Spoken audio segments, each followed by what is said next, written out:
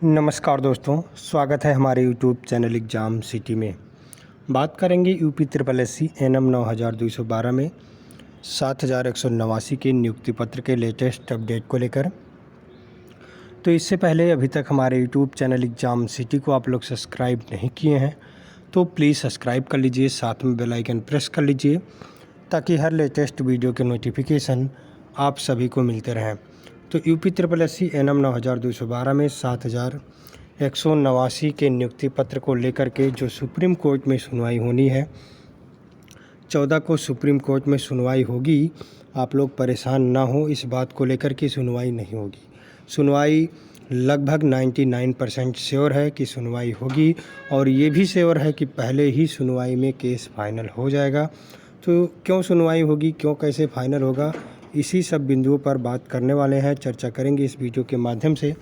तो पूरे वीडियो तक बने रहें, वीडियो को लाइक और शेयर करना ना भूलें। तो आइए दोस्तों वीडियो शुरू करते हैं। तो UP triple S C NM 9212 में 7189 के नियुक्ति के लिए जान लीजिए सुप्रीम कोर्ट से आदेश लेना है, केवल आदेश लेना है। और जहां आदेश मिल गया वहां आपको नियुक्ति पत्र से फिर कोई नहीं रोक पाएगा। कुछ लोग हमारे पास फ़ोन किए थे, मैसेज किए थे, कुछ लोगों का फ़ोन भी नहीं उठ पाता है क्योंकि थोड़ा अपना भी काम और कुछ बिजी भी, तो इस तरह से कुछ लोगों का फ़ोन नहीं उठ पाता है। तो प्लीज़ आप लोग नाराज़ मत होइएगा जिसका फ़ोन नहीं उठ पाता है। बात करते हैं कि परेशान आप लोग क्यों होते हैं। जब हमने कल भी बताया था कि आपको सुप्रीम कोर्ट में 14 तारीख को डेट में सुनवाई देखने के मिलेगा। अब कोई कह देता है कि अभी देर लगेगा, अभी सुनवाई नहीं होगी, तो इसमें मेरी क्या गलती है, मैं क्या कर सकता हूँ। सुनवाई होगी और ये भी जान लीजिए जब काउंटर लग जाता है तो फिर उसमें सुनवाई देखने के लिए मिलती है। काउंटर की ही देरी थी, काउंटर मतलब हलफनामा की ही देरी थी, वो भी सरकार की तरफ से लगा दिया गया है। और जब हलफनामा लगा दिया गया है तो उसमें अब सुनवाई लगभग 99% क्लियर है कि वो सुनवाई 14 तारीख में ही होगा। बाकी कुछ ईश्वर पर भी होता है विश्वास, आप ईश्वर पर विश्वास रखिए, और कुछ भाग्य भरोसे भी होता है।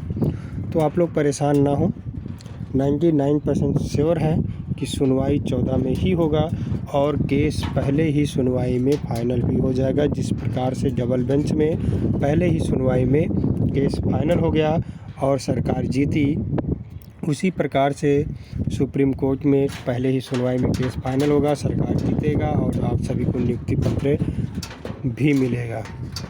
हाँ, ये ज़रूर कह सकते हैं कि नियुक्ति पत्र के लिए थोड़ा सा इंतज़ार करना पड़ सकता है क्योंकि इस बीच में अधिसूचना जारी हो गई है, निकाय चुनाव है, तो उस बीच में उतना दिन तक आप सभी को हो सकता है इंतज़ार करना पड़े।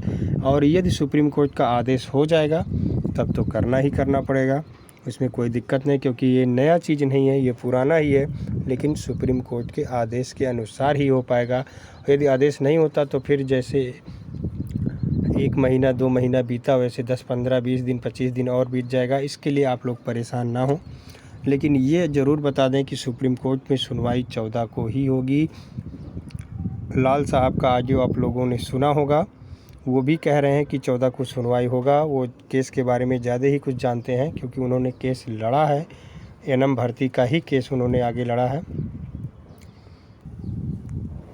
जो यकीन मानिए वहीं बहुत कुछ स्पष्ट कर देंगी कि 11 अप्रैल लगभग सुबह का 9 बजता हुआ समय, जो भी ऑडियो सुन रहे हो सभी भाइयों को नमस्कार बोलता हूं। और इस ऑडियो के माध्यम से जो भी कोर्ट के बारे में जानकारी है, अनुभव हम लोग को जो हुआ है सुप्रीम कोर्ट में लड़ते लड़ते, उसके आधार पर बताना चाहता हूं। कुछ बहनें हैं, कुछ अभिभावक लोग हैं, वो बार बार फ़ोन करके जानकारी लेना चाहते हैं कि 14 को सुनवाई में क्या कुछ हो सकता है। तो जो भाई कोर्ट की जानकारी से अनभिज्ञ हैं उनके लिए मैं पहले बताना चाहूँगा कि सुप्रीम कोर्ट में जब कोई भी मुकदमा दाखिल किया जाता है तो अगर उस मुकदमे में कुछ बातें होती हैं जो याचियों को मिलने की संभावना होती है, या कोर्ट में जो लोग गए हुए लड़ने के लिए उनके पक्ष में कुछ दिखता है, तो सबसे पहले नोटिस जारी की जाती है। तो सेम वही हुआ है पूनम द्विवेदी वाली केस में। उनके एडवोकेट ने बहस करके सरकार को नोटिस जारी करवा दिया। नोटिस जारी होने के बाद अब सरकार को उस नोटिस पर अपना काउंटर लगाना पड़ता है, जिसको हलफनामा हिंदी में कहते हैं। तो सरकार अंततः थोड़ा विलंब की, अपना काउंटर लगा दी। जब सरकार काउंटर लगा दी है तो अब जो पूनम द्विवेदी जी के एडवोकेट होंगे वह उस काउंटर को पढ़ेंगे, उस काउंटर का अध्ययन करेंगे कि आखिर सरकार ने काउंटर में क्या क्या कुछ लगाया हुआ है। अगर उनको कुछ लगता है कि सरकार ने कुछ छिपाया हुआ है या सरकार ने कुछ काउंटर में गलत जानकारी दी है, तो उसके लिए फिर जो पूनम द्विवेदी के वकील हैं, विपक्षी वकील हैं, जो सुप्रीम कोर्ट में मुकदमा दायर किए हुए हैं, वो उस पर दाखिल करते हैं, जिसको रिजवाइंडर कहा जाता है। तो चूंकि इसमें काउंटर सरकार का लग चुका है, असली काम तो हो गया, लेकिन जो पूनम द्विवेदी जी के एडवोकेट हैं उनको उस काउंटर पर अपना रिजवाइंडर दाखिल करना होता है। अब रिजवाइंडर दाखिल हुआ है कि नहीं हुआ है ये जानकारी तो मुझे नहीं है। रिजवाइंडर दाखिल हो जाता तो 14 को 100% सुनवाई होगी। अगर रिजवाइंडर दाखिल नहीं हुआ, जो उनके एडवोकेट हैं पारुल जी, उनकी तरफ से अगर रिजवाइंडर दाखिल नहीं हुआ तभी बहस हो सकती है। इसलिए कि हो सकता है कि सरकार का जो काउंटर लगा है उसमें कुछ कमी हो ही नहीं, या उसमें कुछ ऐसा लग गया हो जिससे पूनम द्विवेदी के वकील को कुछ रिजवाइंडर दाखिल करने का उसमें चांसेज न मिल पाए, फिर भी तब भी बहस होगी 14 को। संभावना है कि 14 को बहस होगी और भगवान ने चाहा तो उस दिन केस का निस्तारण होने की पूरी संभावना है। तो ये थी कोर्ट की जानकारी कि पहले नोटिस जारी होता है, नोटिस जारी हुआ था इस केस में पूनम द्विवेदी वाले में, फिर सरकार का काउंटर दाखिल होता है, सरकार का काउंटर भी लग गया, उसके बाद रिमाइंडर दाखिल होता है जो वकील वाले केस किए रहते हैं। तो पूनम द्विवेदी बहन के जो वकील होंगे, एडवोकेट होंगे, वो उस काउंटर पर रिमाइंडर दाखिल करेंगे। वो तब दाखिल करेंगे जब उनको काउंटर में कुछ कमी लग रही होगी तब, अन्यथा सरकार का काउंटर सही लगा होगा, ऐसा होगा जिससे उसमें कुछ तथ्य न इधर उधर किया गया हो या सही जानकारी दी गई होगी, तो फिर इनका रिमाइंडर दाखिल नहीं हो पाएगा, उसी पे बहस होगी। समझ लीजिए 95% चांसेज है कि 14 को बहस होगी, आज शाम तक क्लियर हो जाएगा। क्योंकि मैं बताता नहीं, लेकिन इतने भाई बहन लोग फ़ोन कर रहे हैं कि बताना सबको आसान नहीं है, बार बार फ़ोन उठाना भी व्यवधान होता है, तो इसलिए मैं अपनी ऑडियो के माध्यम से बता दिया हूँ कि जो प्रोसेस होता है वो आप समझ गई होंगी। अब केवल इसमें बचा हुआ है जो पारुल जी हैं, एडवोकेट हैं या AOR हैं, उनकी तरफ से इस केस में केवल रिमाइंडर लगना बाकी है। लेकिन मुझे लगता है कि रिमाइंडर कोई आवश्यकता नहीं है, क्योंकि सरकार ने जो अपना काउंटर दाखिल किया होगा उसमें बहुत कुछ ऐसी बातें हैं जो यकीन मानिए वहीं बहुत कुछ स्पष्ट कर देंगी कि कोर्ट में क्या कुछ इसका निस्तारण होने जा रहा है। मुझे लगता है कि 14 को फाइनल हो जाएगा, अगर आज डेट क्लियर हो जाती है तब। तो आगे जो भी जानकारी होगी मैं बता दूंगा।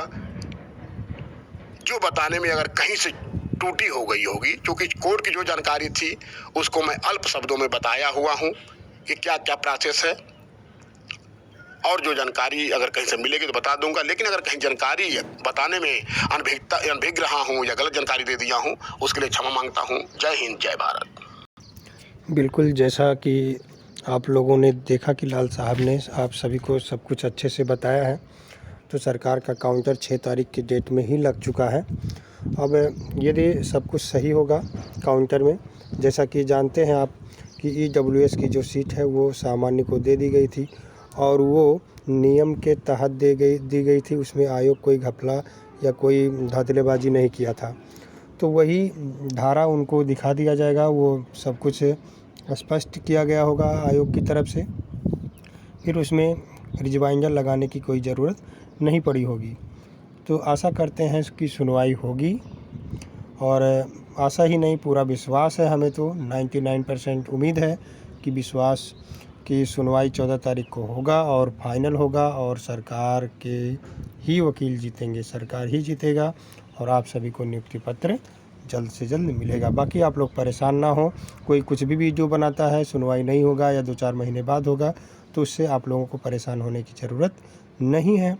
आप लोग आशावादी हैं, आशावादी में विश्वास करिए, आशा रखिए, सब कुछ सही होगा और नियुक्ति पत्र के लिए आपको कोर्ट से कोई ना कोई आदेश 14 को मिल जाएगा। बाकी ये सब जो कुछ भी है वो हम लोग अपने आशा के अनुसार ही बता सकते हैं, अनुमान के आधार पर बता सकते हैं। बाकी जो कुछ होगा वो 14 तारीख को ही देखने के लिए मिलेगा। धन्यवाद।